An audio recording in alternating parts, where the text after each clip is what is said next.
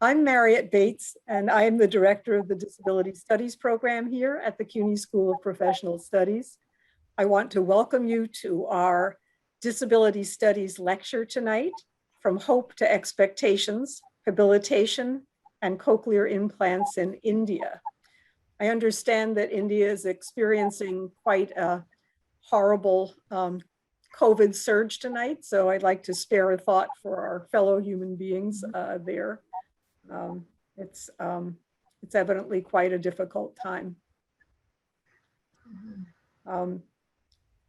In a few minutes, I'm going to tell you a little bit about our program, our Disability Studies program. But before I do that, I'd like to thank Heather Zeman and Fritzi Goldenberg from our event staff, our assistant director, Tamara Colon, Becca Privet and Ryan Davila, who are working tonight to produce this event for us.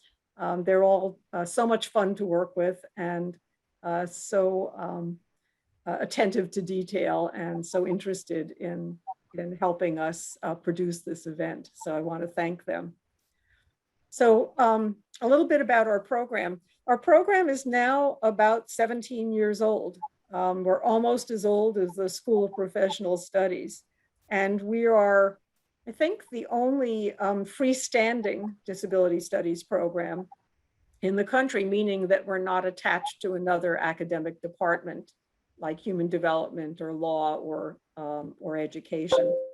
And we offer an advanced certificate in disability studies. That's our oldest program. We started in 2004.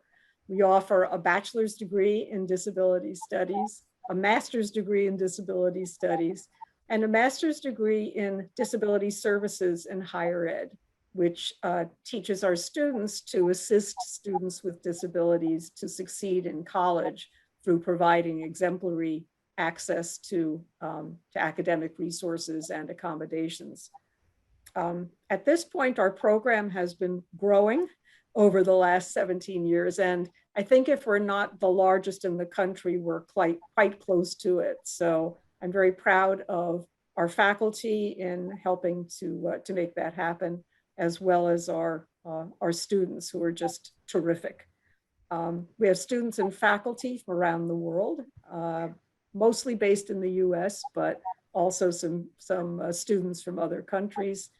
And in order to promote and encourage disability studies pedagogy, a few years ago, we launched the Journal of Teaching Disability Studies.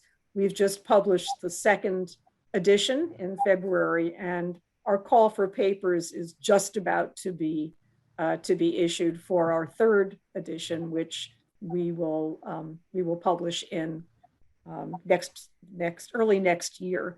Our call for papers is seeking papers about teaching intersectionality in disability studies to students. We also provide lectures and public events for our students and for the general community interested in disability studies. Our spring disability studies lecture takes place during April, which is Disability Awareness Month, as well as Autism Awareness Month. And that's why we're offering this tonight. I'm going to introduce Dr. Cassandra Evans, who is our full-time faculty member here at the School of Professional Studies. We were so fortunate to have her join us in our disability studies program. Dr. Evans has a doctorate in critical disability studies from Stony Brook, as well as a Master's of Arts in Philosophy and a Master's of Science in Rehab Counseling. And she's been such a help to our program and brings so many wonderful ideas to us that we're just so fortunate to have her with us. Dr. Evans is going to introduce our speaker tonight, Dr. Michele Friedner. So I'm going to turn it over to Cassandra now. Thank you, Mariette. I'm so excited to be here. Thank you all for joining us on this Earth Day 2021 and for celebrating CUNY's Disability Awareness Month. I'm Cassandra Evans, as Mariette said, Assistant Professor of Disability Studies at SPS. I describe myself physically here as a white cisgender female. I have maroon glasses on, a beige sweater. a black shirt, and some wooden beads around my neck that are strung together with some orange fabric. I have dark blonde or light brown hair with more and more gray every day. I'm broadcasting from land recognized as home to Secatog people, First Nation, Indigenous people on the South Shore of Long Island, which were east of Massapequa people and west of Shinnecock. So as Marriott said, this month we recognize disability culture, and we share in CUNY's continued commitment to equal access and engagement of students and all people really with disabilities. I can't think of a better way to honor Earth Day and Disability Awareness Month other than to consider the intersections of race, disability, privilege, and power, and how those intersections really shape identities. I can't think of a better way of celebrating this time than what we've been given with this guest speaker we're allowed to have. And that wouldn't be possible without the generous gift from our deans, Campus Dean John Mogilescu and Senior Academic Dean Dr. George Oddie, who allocated for this event. Both deans have been instrumental in their support of the Disability Studies Department here at SPS, as well as disability studies as a movement and a discipline.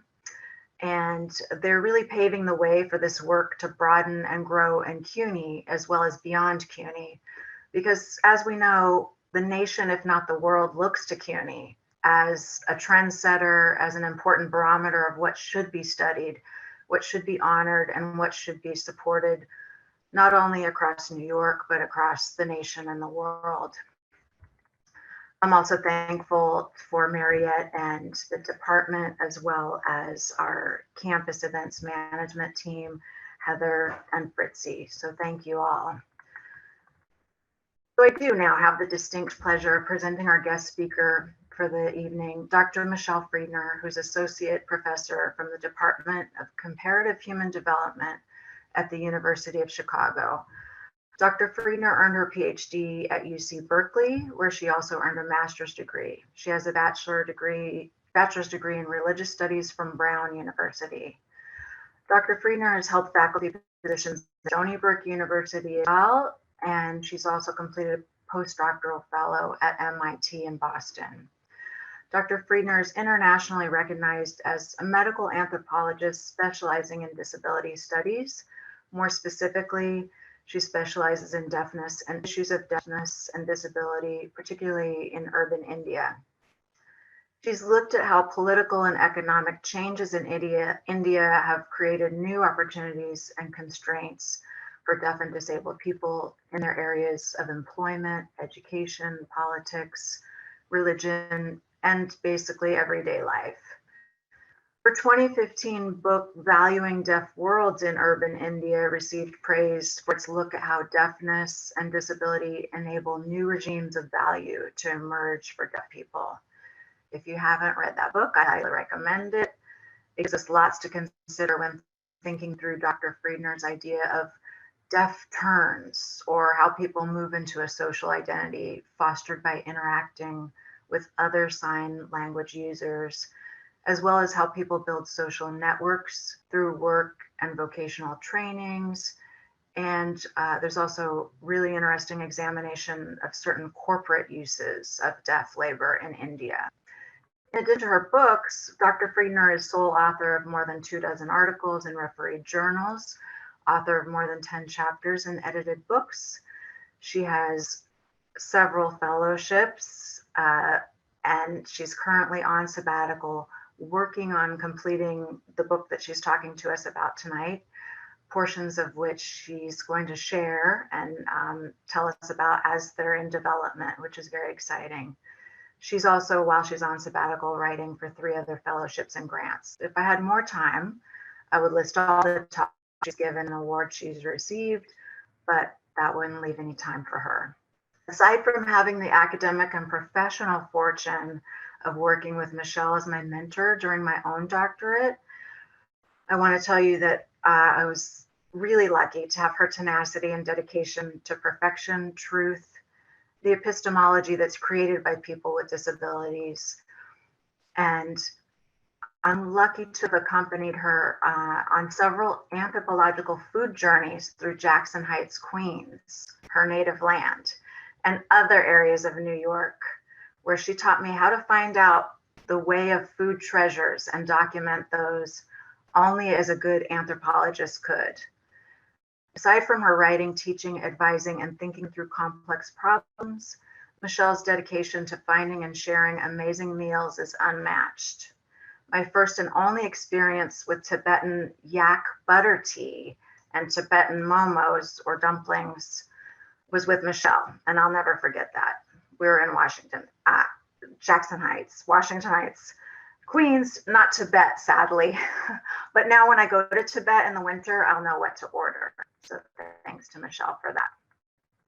I'm going to be moderating. I will be watching the chat. I would say that we could hold most questions until the end, but if you're unsure about something or you need Michele to clarify, just put a note in the chat and I will get her attention. Again, thank you so much, Michele, for being here with us today.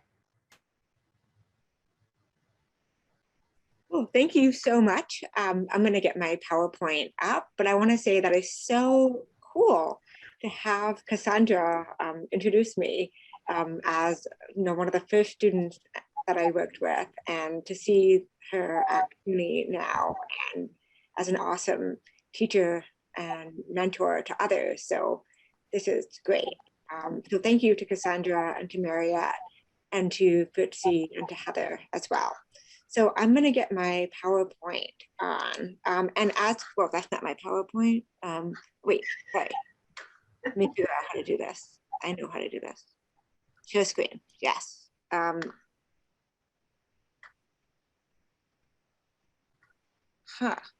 This always happens when you're about to. So it's not desktop. Sorry, give me 1 second while I figure out, because I did this a second ago and it was fine. Desktop, no, it's not that. We see your screen. Let me see, do you see my screen? Do you see my screen now? Yeah, we do. Yes, awesome. Okay, so thanks so much again for having me, and please feel free to interrupt at any point. If I'm not clear, either in terms of speaking or in terms of concepts, feel free to jump in. So the talk tonight is called From Hope to Expectation, Habilitation and Cochlear Implantation in India. And I'm going to be telling you, basically, I'm going to be giving you a synopsis of the book that I'm currently working on, and that's due back to the press next week. So in a way that I'm going to be giving you the whole book kind of in a short talk. So, and I'm really excited to have questions and answers after the talk. So I should say that, I came to this book from my previous work, which was done in 2006 to 2015 with deaf signers. So when I went back to India in 2016, I was invited to an institute in the southern state of Kerala. And at this institute, there was a BA program for deaf college students that was in, the entire BA program was in Indian Sign Language. And the teachers were deaf or hearing people who signed. And in the same institute, there was early intervention and speech and language training for deaf children and deaf infants who had been implanted with cochlear implants through the Kerala government's cochlear implant program. And it was very rare to have these two populations in the same space. And it was super interesting to me. And what I saw and what I learned from the deaf young adults was that they were incredibly angry. And they were angry because they felt like they wanted to meet the small children, they wanted to interact with them, and their parents, the parents of the small children, kept them away. And they would literally turn their children away from the deaf young adults. And for the deaf young adults, this was infuriating because they felt like they were role models. They felt like they were proud Indian Sign Language signers and speakers, and they wanted to be role models.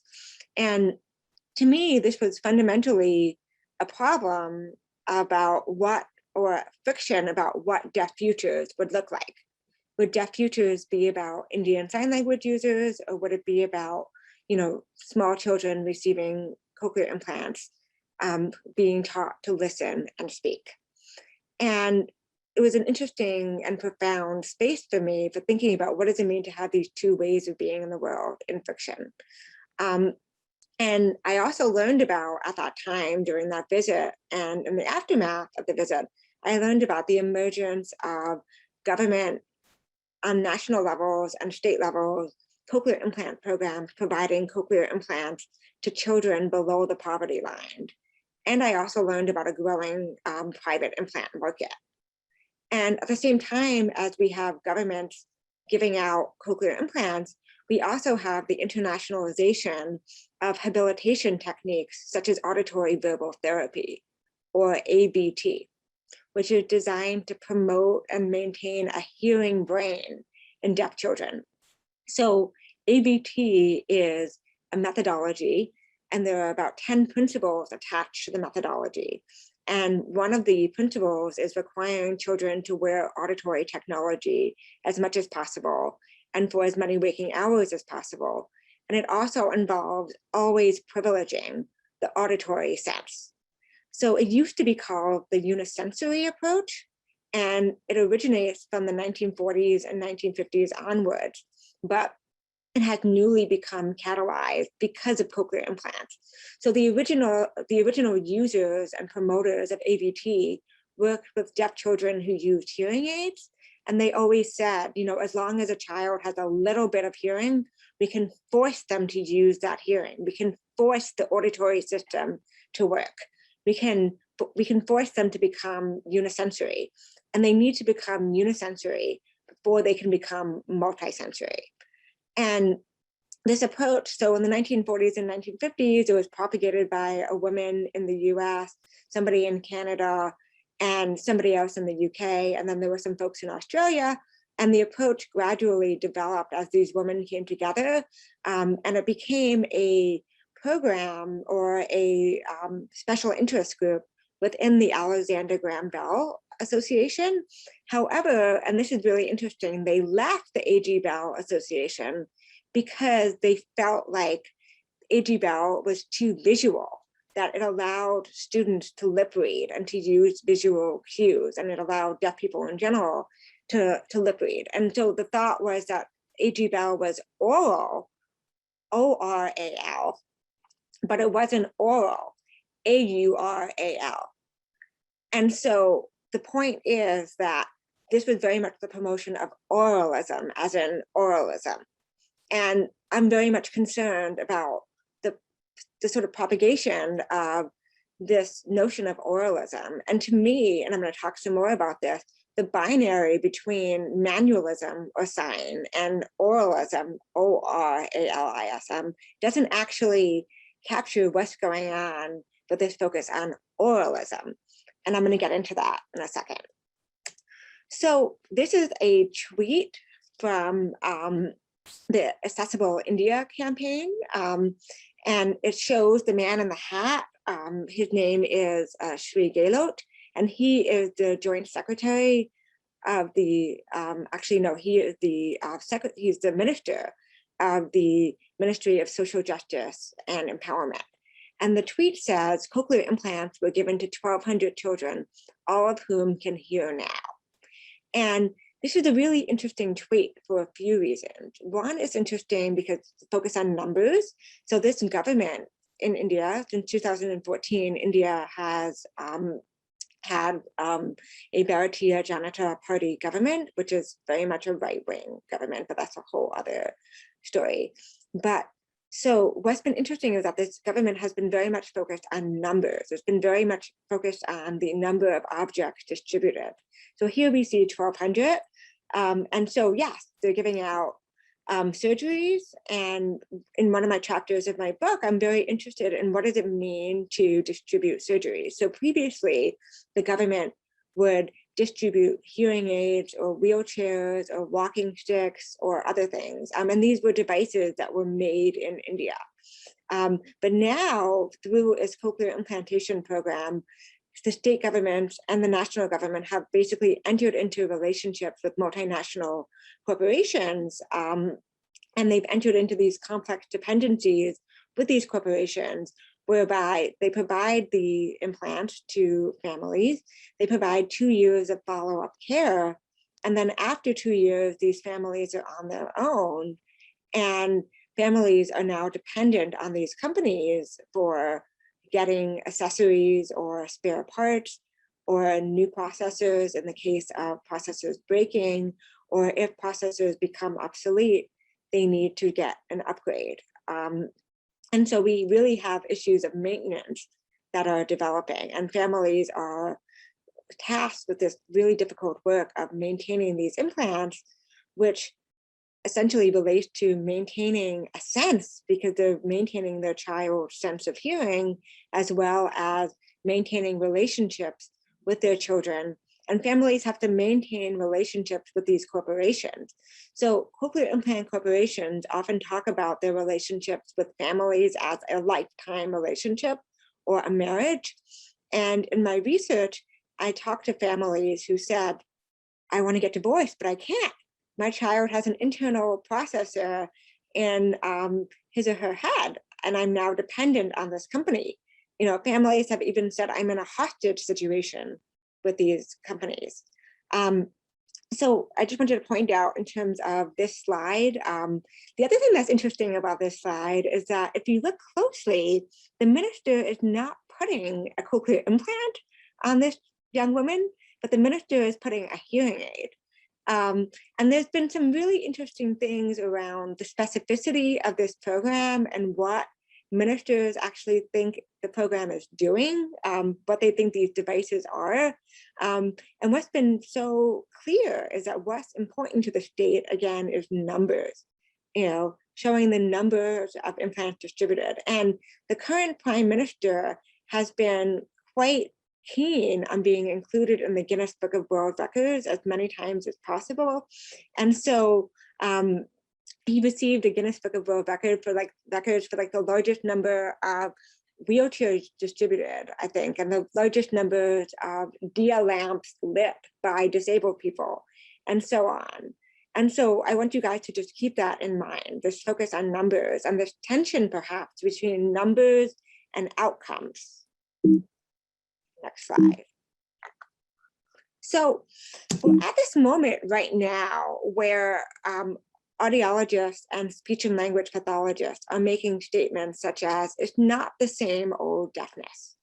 And they're saying in 2020, this was last year, there's absolutely no reason why we cannot have listening and speaking outcomes in deaf children if this is what families want. So there's no reason, and it's not the same old deafness. And the reason for that is because of cochlear implants. And for those of you who do not know what cochlear implants are, just to give a quick gloss, there's an image on the screen of a young boy, and he's wearing a cochlear implant processor on his ear, and there's the transmitter, which is attached with a magnet to his head. And then there is an electrode array that is wrapped around the cochlea. And that, so sound is sent to the cochlea through the transmitter, and then it electronically stimulates the cochlea, and it bypasses the auditory nerve. And so this is often referred to as bionic hearing or mechanical hearing or electric hearing. And I think it's really important to stress that this is qualitatively different than acoustical hearing or hearing that comes in through the auditory nerve. And so, but this is a cochlear implant device. Cochlear implants have really changed since the early period. So in this slide, we see 3 different implants. And all the way on the left, we see the Sprint processor, which is an old body-worn device. And it's quite large and heavy and bulky. In the middle, we see a device called the CP802. All of these devices were made by the same company, but the CP802 is the device that's currently manufactured for distribution in India. Some people say that the CP802 is a recycled Sprint put in new packaging. And then all the way on the right, we see the Canso, which is the latest iteration of implant technology. And the Canso is considered to be very novel and exciting because it's the first implant device that can be worn entirely on the head and not behind the ear. Now, I want to point out that in India, unlike in the US, where insurance markets exist, when the government programs are not providing implants, families are self-paying. And so a family can choose, if they have money, they can choose to get the Canso, which costs 3 times as much as the CP802. And what's really interesting to think about is the ways that different technology becomes obsolete at different times around the world. So we know that's the case with our phones, for example. We know that's the case with our television and with other devices. But to me, there's something particularly insidious about the fact that different technology is made and distributed at different times for children living in different places around the world. And I'm particularly concerned because the CP802 as a recycled Sprint has less sophisticated noise cancellation technology in it. Or the Canso, for example, has directional software, and so it can focus on the person talking. And there have been studies that have showed that you can get a distinct gain from using the Canso versus using the CP802. And in my research, I've been exploring the ways that children have been implanted behind. And what does it mean to have children implanted behind? What are the ethical stakes of that? And what does it mean to implant a child with less of a sense than another child? And so that's something that I'm thinking a lot about. In my research, cochlear implant manufacturers, audiologists, and speech and language pathologists talked about this in terms of cars.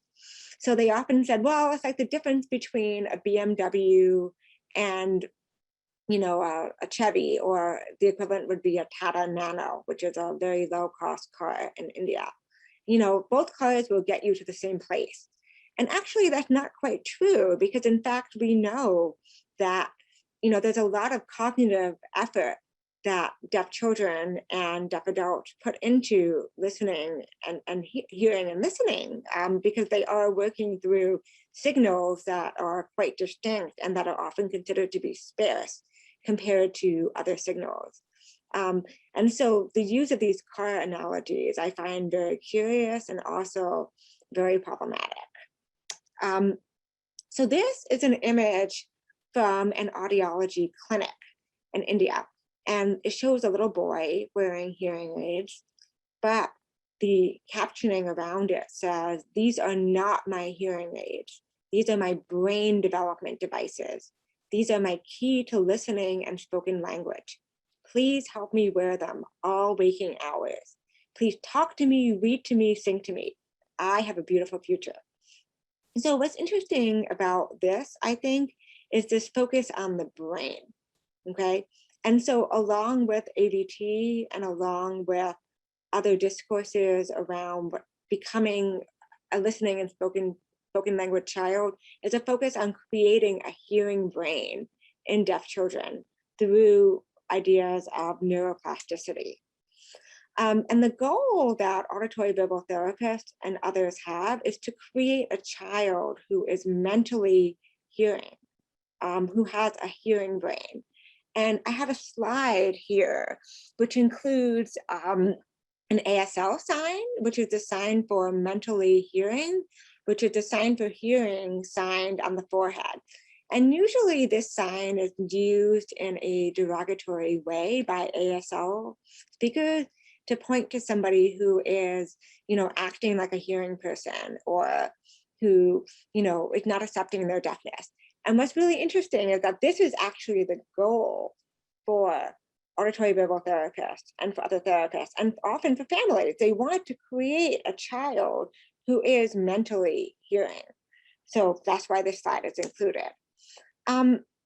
And what I want to talk about in relation to all of this, and which is sort of like the thing that I'm hinging this talk on and my argument on, is, earlier in the field of anthropology and in the field of disability studies, there was a focus on parents as moral pioneers, as parents who, upon diagnosis, either prenatally or after a child was born, they had to make choices and decisions that were not quite known. The future couldn't be known, right?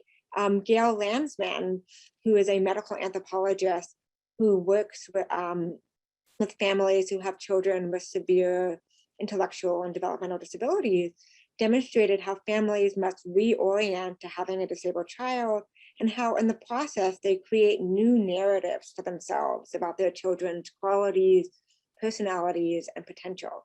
So there's very much a sense that the future is unknown and that it needs to be created.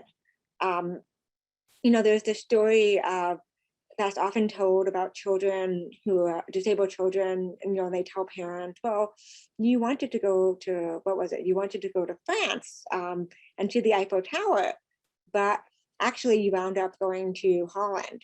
And you're not going to see the Eiffel Tower, but you'll see the tulips, and they'll be quite wonderful. But I want to say that back in the day, it wasn't even you were going to Holland. It was you're going to some place where there are going to be some plants and you don't know what they are, and you have to figure out what they are, and you have to name them.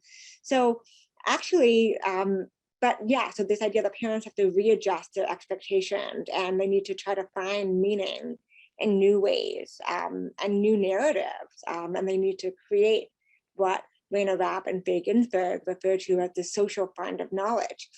However, what I'm finding in my work is that increasingly sophisticated technology and habilitation techniques have resulted in different kinds of expectations, right? So parents are now saying, well, my child failed their newborn hearing screening. However, they're still going to listen and speak. I still have these expectations for them to develop in a normative way. And Laura Maudlin, who's a sociologist who lives in New York but works at UConn, Connecticut, talks about this as the anticipatory structures which are in place to guide families and then the scripts that they follow. So they actually have structures and paths and scripts to follow and that they expect for their children. So let me just move to the next slide. I'm having problems advancing. So my research on deafness and cochlear implantation really reveals that while disability might be a new normal, and this is also something that Faye Ginsburg and Rainer Rapp talk about, the way that disability, is everywhere now, and it's increasingly becoming normal. It's also increasingly possible for children to become normal through interventions like cochlear implants. They can have normal hearing brains. They can become normally listening and speaking, and so on. And I'm really concerned about this because I think that just as normative developmental trajectories are seemingly possible to attain, early intervention, habilitation, and technological pathways are also becoming increasingly normalized. And the overarching argument of this talk and of my book is that cochlear implantation and the habilitation associated with them, because of their success, really constrain possibilities for carving out new ways of being in the world. What I mean by this is that normality is inherently constraining. And I'm going to talk a little bit more about that as I go on. I want to stress that parents are increasingly not told about other options. And they talk about all of the inspirational, popular, and social media articles that they see about the magic of cochlear implants. And surgeons, audiologists, and therapists often counsel parents to implant their children as the only option. And potentiality, or again, the potentiality of becoming a certain type of child, is harnessed to one outcome. So on the screen right now is something called the speech banana. And I'm not sure how many folks in the audience are familiar with the speech banana, but the speech banana is very important to audiologists. So what you see on the screen is what an audiogram would look like. In the middle of the audiogram, there's a yellow shape that looks like a banana. And in that banana are most of the phonemes of speech. And around the banana, up and below it, we see other kinds of sounds. So we see birds chirping, which are to the right and above the banana at maybe 6,000, 7,000 hertz. There's rustlings of leaves. There's the band way below. There's the firecracker way below. There's a lawnmower way below. There's the truck, and so on. So what audiologists and speech and language pathologists want is for children to hear in the speech banana. Okay, the goal of intervention is to get kids into this banana. And increasingly, people are talking about the string bean, the speech string bean, which would be a green line at the very tip of the speech banana. And the goal is to get children above the banana and into the string bean. And I think that this is such an important diagram, because I think it really shows us what's at stake when it comes to implantation. What's at stake is getting children to hear and respond to the phonemes of speech, right? And what about all these other sounds? What about birds chirping? What about the motorcycle? What about the airplane? What about the child stomping down the stairs? These are all sounds that are not considered important, and the goal of implantation is really to create a certain kind of sensory listening and spoken language profile, which is concerned with speech. When I talked in India, there are actually efforts right now to develop an indigenous cochlear implant, because cochlear implants right now are being manufactured by 4 companies. One is based in Australia, one is based in Austria, one is based here in the US, and one is based in France. And so India is trying to develop its own implant. And when I talked to one of the leading engineers who've been working on this, he said that the goal of the implant, his ultimate outcome, is for a child to hear on the phone. And the reason for that is because when you hear on the phone, you're hearing speech, or to have a conversation on the phone, you're hearing speech, and you're not hearing other things, and you don't have visual cues, because remember, visual cues are a problem. And I'm going to talk more about visual cues in just a second. So keep the speech banana in your mind, okay?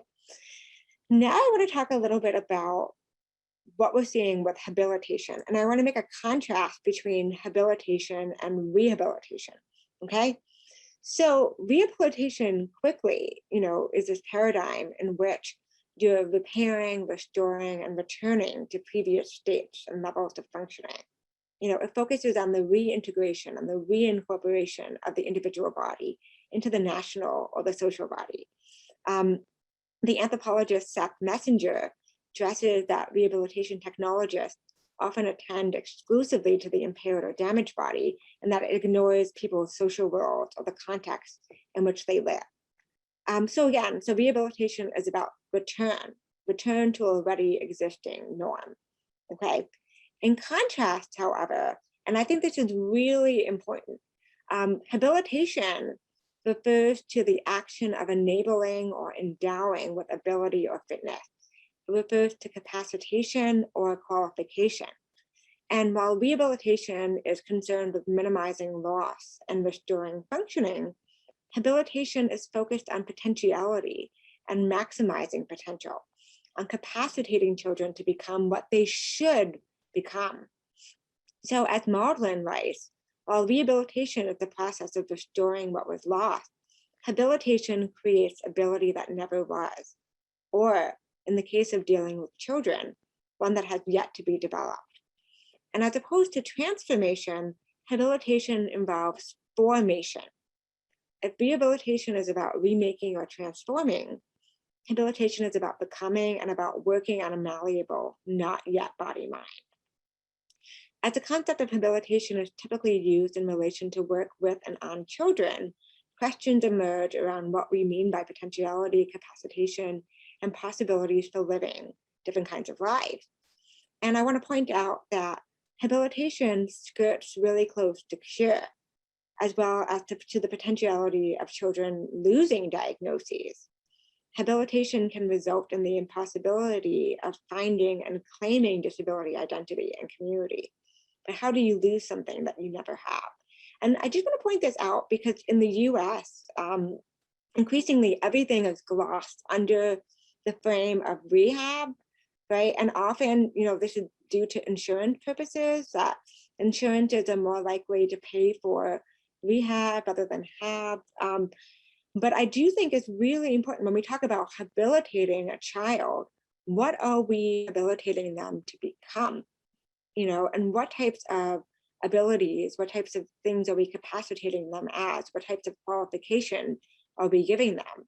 And I think what we're seeing with cochlear implants is really, again, this focus on listening and spoken language.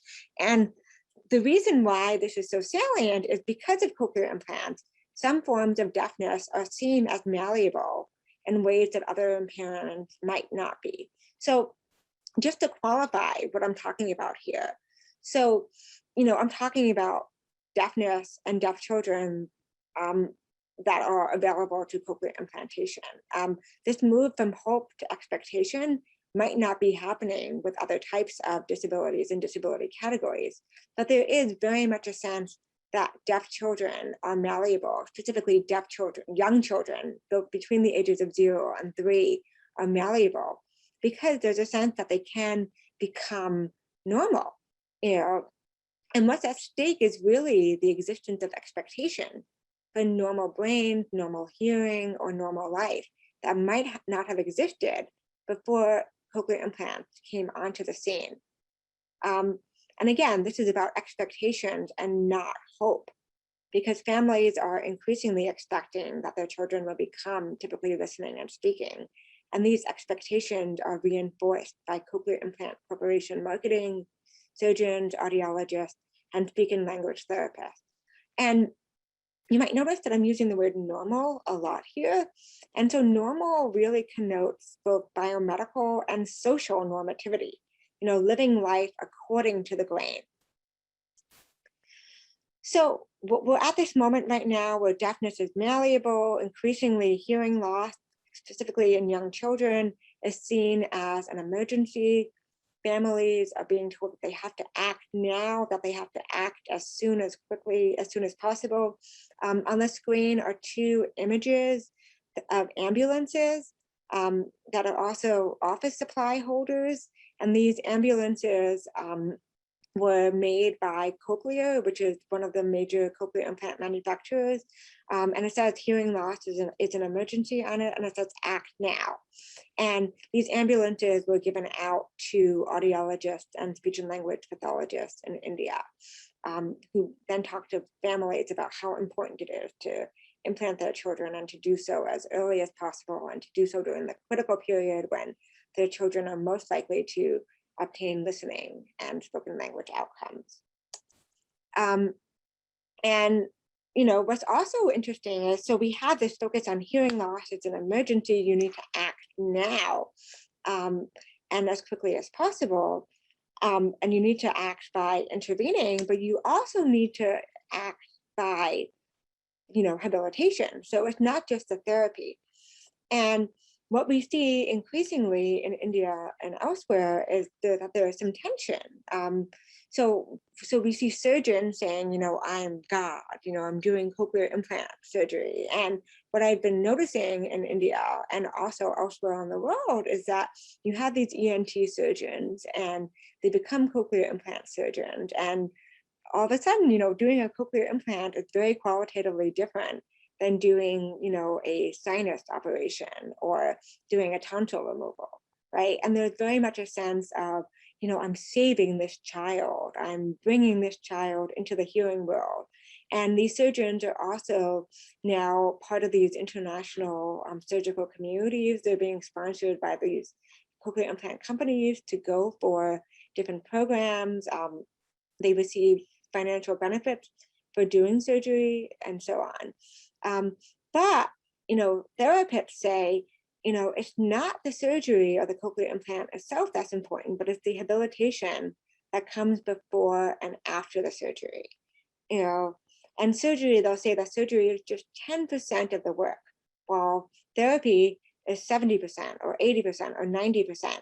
And they often bemoan the lack of respect and credit that they receive for their work. And this is specifically true of auditory verbal therapists who have gone through certification processes, who have spent a lot of money to receive their therapeutic certifications, and they want credit for these things. But they stress that what's important is habilitation, you know, because it's habilitation that's going to teach children how to listen and to use these devices. And in addition to speech and language pathologists doing habilitation work, there's also a focus on mothers doing this work.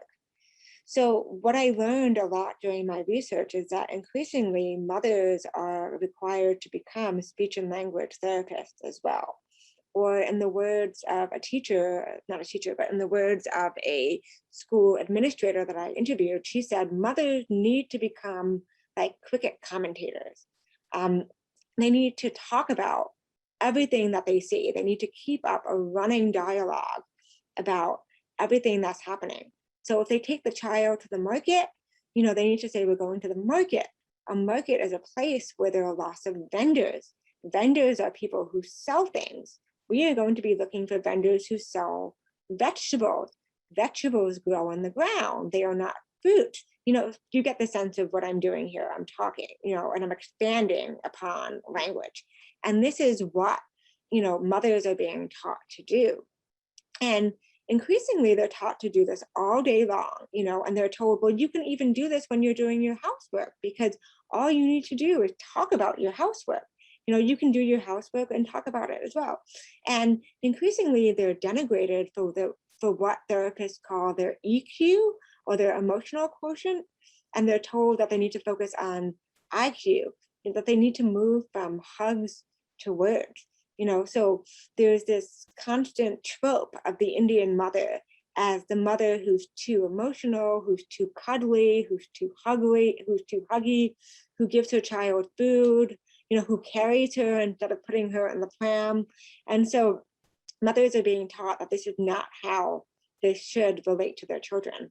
They're being taught you need to talk to your child, you know.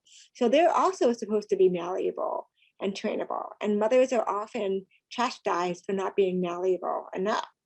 And on this slide, I also have an image of something called a hand cue. And the hand cue is something that auditory verbal therapists have used in the past. Now it's been replaced by other more subtle cues. So people will hold up a book to their mouth, or they'll talk like this, or they'll do other things besides the hand cue.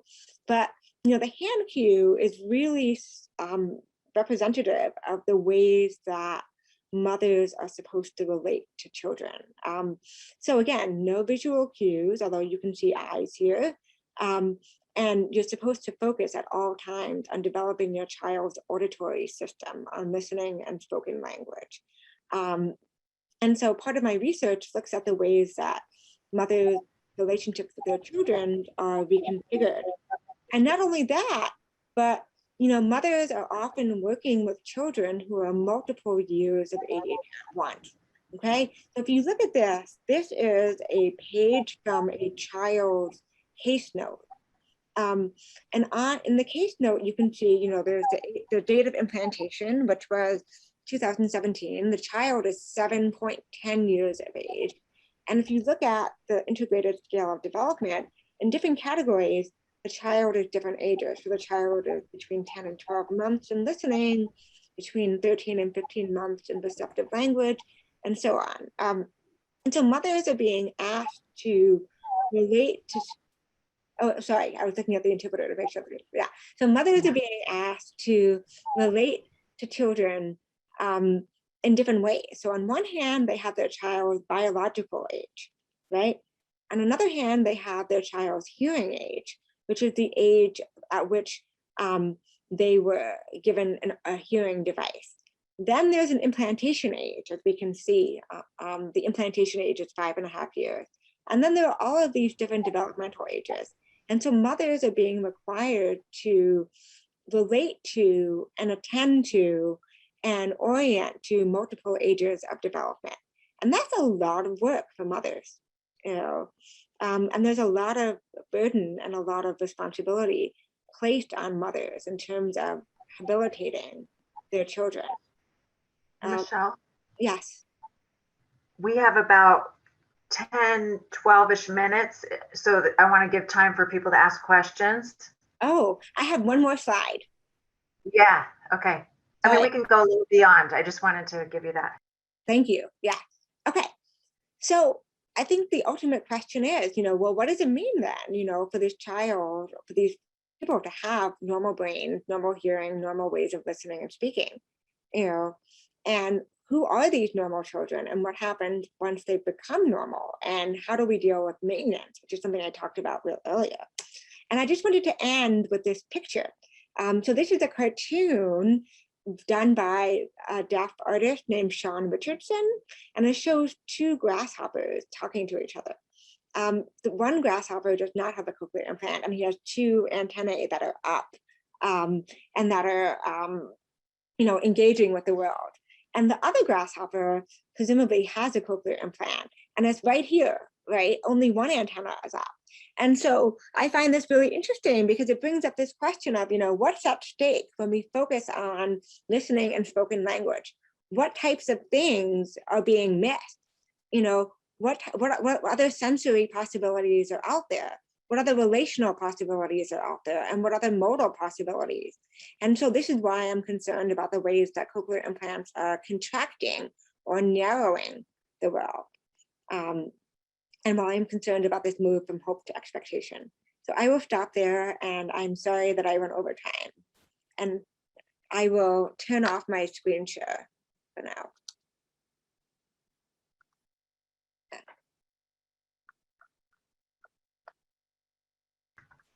Thank you so very much.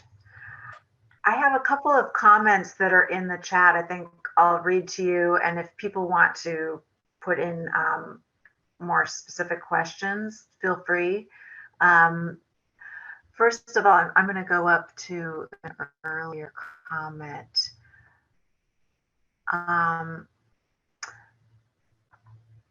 People said they love the Holland analogy. But also, Gabriella says it's important to have more than one option when it comes to accommodations, clearly with disabled people. Marianne says the strong leading/guiding of the medical model of disabilities is certainly clear here, right?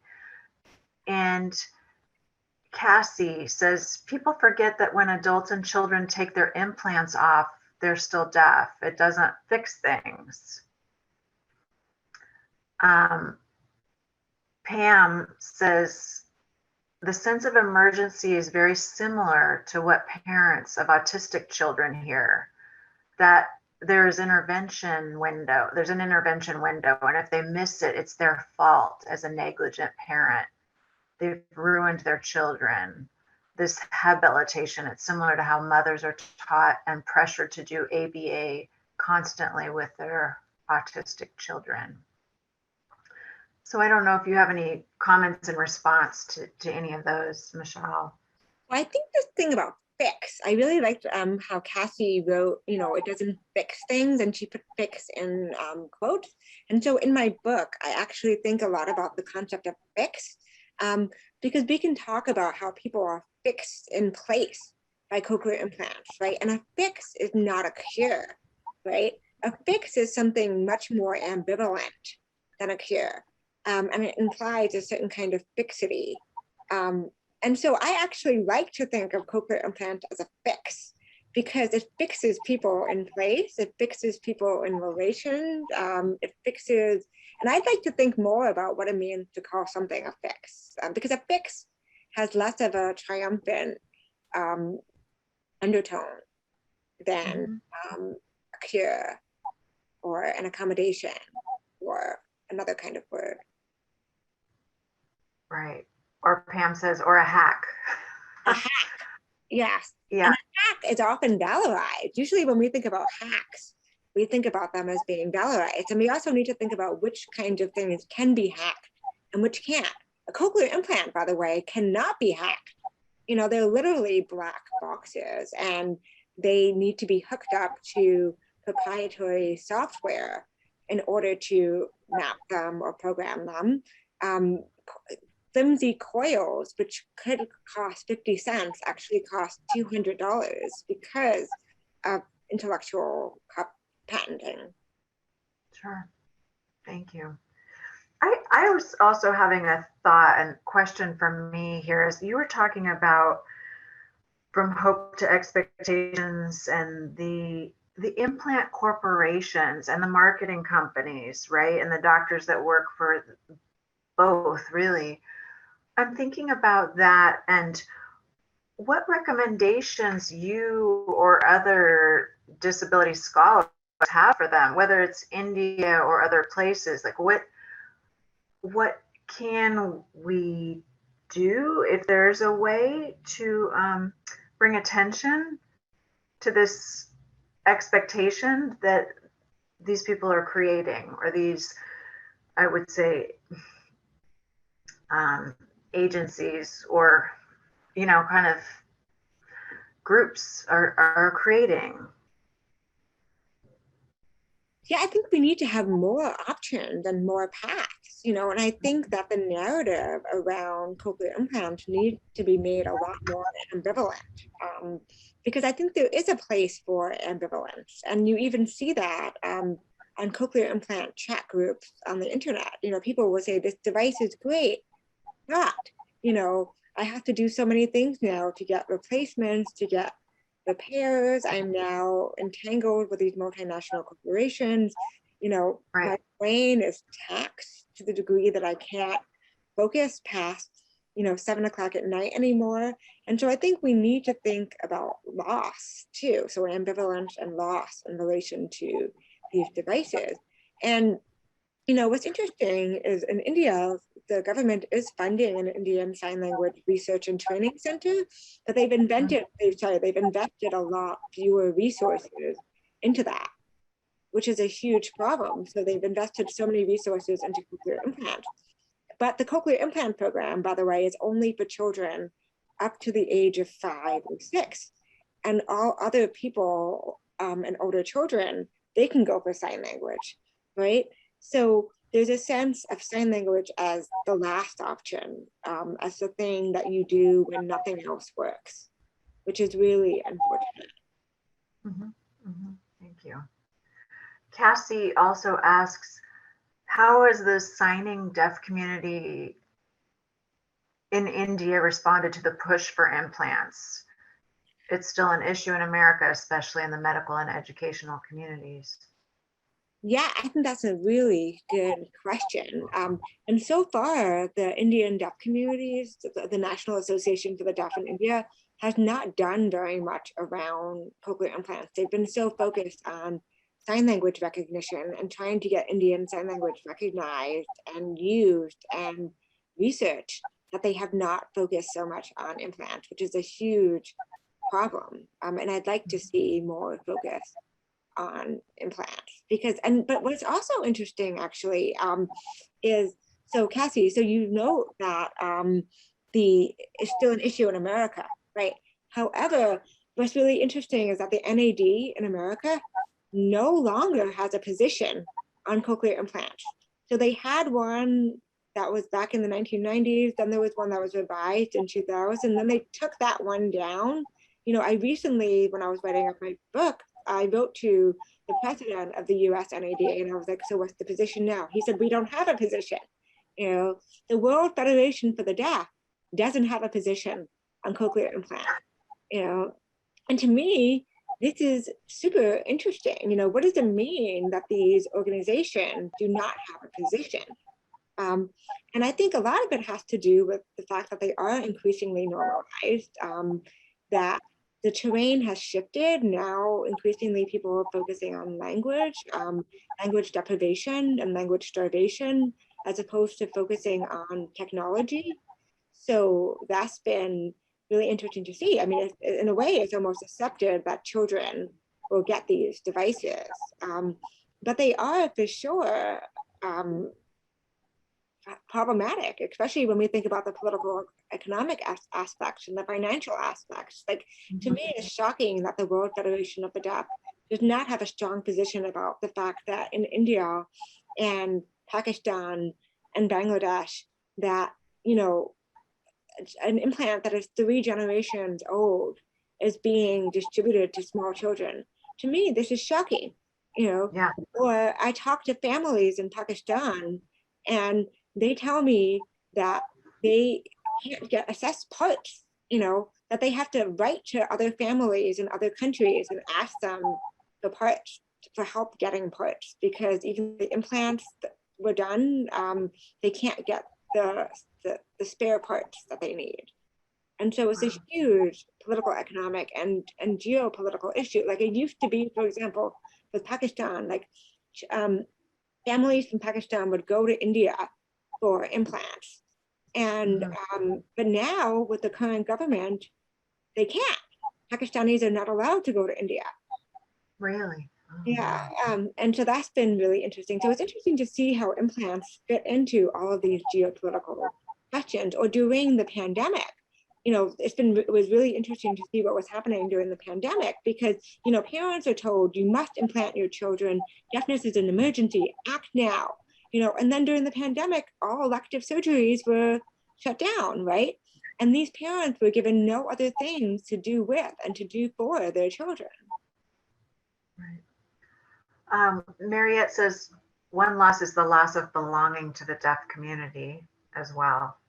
I'm talking about loss. Yeah, it really is loss. You know, Yeah. and it's also interesting to see how the deaf community, or how members of the deaf community have also been thinking in terms of brains and neurodevelopment. Like, I was talking with a young ISL Indian Sign Language teacher in Delhi, and I was telling him about my research, and I was asking him, you know, so, you know, if you met a cochlear implanted child, would you feel some sense of affinity or some sense of similitude with him? And the child said, no, because our brains are different. You know, like, he has a hearing brain and I have a visual brain. And so it's interesting to see how these neuro discourses are actually circulating in different spaces beyond just auditory verbal therapy and audiology and neuroscience.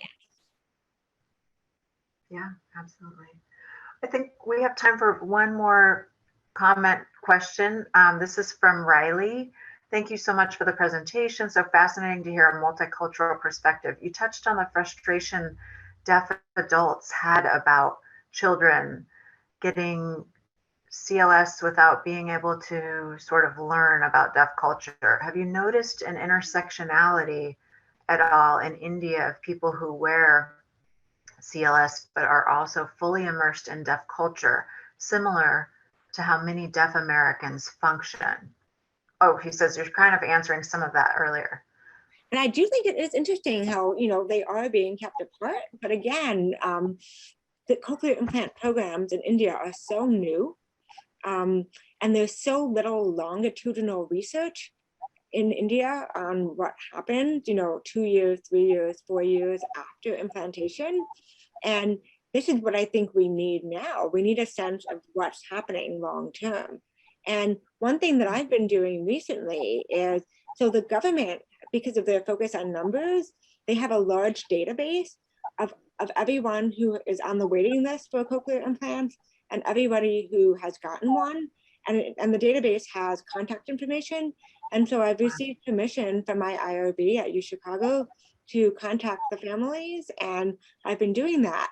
And I've been learning so much from these families about maintenance problems. So what we're learning is that, you know, 2 years, 3 years after getting these devices, the families cannot afford to maintain them. And the children are what they call off ear, you know, or off air. And it's really interesting to think about what's going to happen to those children. You know, what's going to happen to them in the future? Are they going to become signers? Is that a different kind of becoming? And it's also a different kind of normal becoming as well, or a different kind of normal. Absolutely. Wow. Thank you so much, Michele. We all really appreciate you being here, taking the time to share with us how lucky we are to hear about your book and think about these things. Oh, one last comment, sorry. I think there's a separation because children that receive cochlear implants don't receive funding for ASL services as well.